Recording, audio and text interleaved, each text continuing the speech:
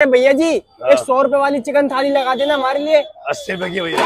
80 रुपए की चिकन थाली तो भैया लगाना स्टार्ट कीजिए फिर। 20 रुपए लीजिए। अच्छा 20 रुपए वापस भी मिल जाएंगे। हाँ तो जी। सबसे पहले क्या रहा है इसमें? चावल आएंगे। अरे वाह, सबसे पहले आ चुके हैं चावल। जी। ठीक है, उसके बाद भैया चिकन आएंगे। अरे वाह, उसके बाद मिलने वाला चिकन।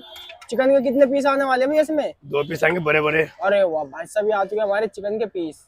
ठीक है, उसके बाद भैया जी क्या आने 2 वाला है? पराठे आएंगे। 2 पराठे। जी। तो भैया जी हमारी चिकन की थाली तैयार हो चुकी है जी ये। 100 रुपए की है।